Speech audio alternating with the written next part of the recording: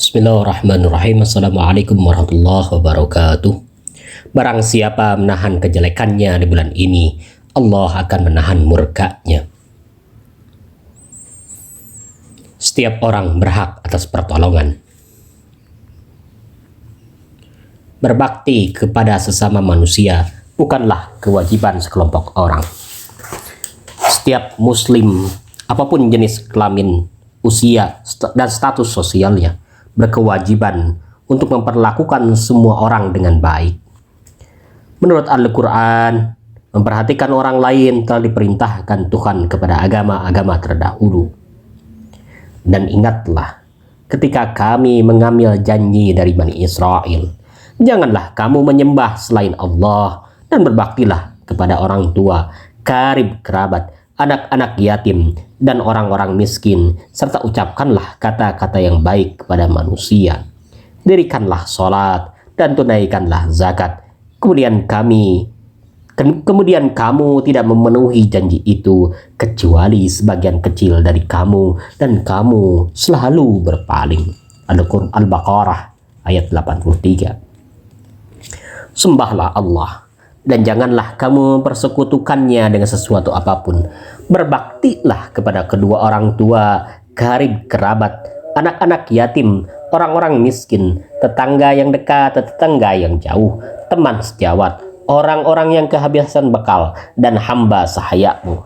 Sesungguhnya Allah tidak menyukai orang-orang yang sombong dan membangga-banggakan diri, yaitu orang-orang yang fakir, yang menyembunyikan karunia Allah yang telah diberikannya kepada mereka. Kami telah menyediakan orang-orang kafir seperti itu siksa yang menghinakan. An-Nisa ayat 36-39. Saling membantu, saling menolong, saling memperhatikan adalah kewajiban bagi setiap orang. Di dalam ajaran baginda Nabi Muhammad SAW, memperoleh pertolongan adalah hak setiap orang.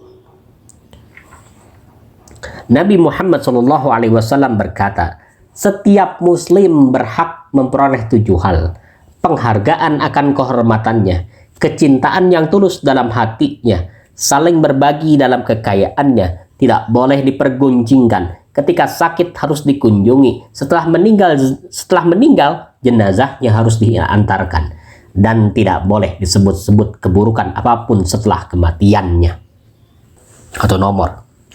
Dalam hadis lain, Rasulullah SAW bersabda, seorang muslim berhak memperoleh 6 hal.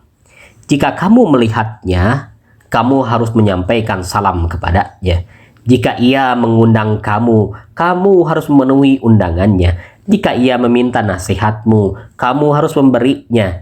Jika ia sakit, kamu harus menjenguknya.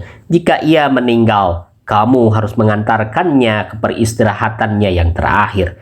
Jika ia bersin, kamu harus berdoa kepada Allah untuk kesehatannya. Singkatnya, berbagi adalah memasukkan kebahagiaan kepada hati orang lain. Di dalam salah satu hadis dikisahkan peristiwa yang mengharukan pada hari kebangkitan. Ketika seorang mukmin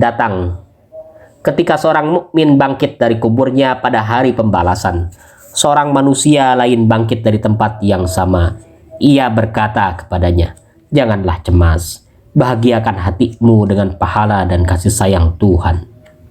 Sepanjang jalan orang itu menghiburnya.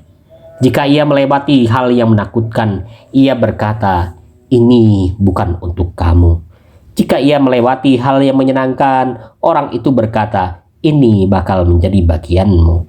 Di hadapan pengadilan Allah, ia menjadi pembelanya. Berbahagialah, karena Allah akan memasukkan kamu ke surga. Ketika akhirnya ia masuk surga, mukmin itu bertanya, siapakah kamu? Semoga Allah melimpahkan rahmatnya kepadamu. Kau tentramkan hatiku ketika aku bangkit dari kuburanku. Kau temani aku dan kau hibur aku dengan kabar gembira dari Tuhanku. Orang itu menjawab, aku adalah makhluk yang diciptakan Tuhan dari rasa bahagia yang kau masukkan pada hati saudaramu di dunia. Aku diciptakan untuk menghiburmu pada saat kamu berduka cita dan menenteramkan kamu dari ketakutan. Ya Allah, sucikan aku di bulan ini dari segala nista dan perbuatan keji. Berilah aku kesabaran atas apa yang sudah kau tetapkan. Anugerahkan padaku ketakwaan dan persahabatan dengan al-abrar. Dengan pertolonganmu, wahai cahaya hati orang-orang yang miskin. Allahumma salli wa sallim wa zid wa barik ala rasulillah wa alihil adhar ala rasulillah wa alihil akhyar.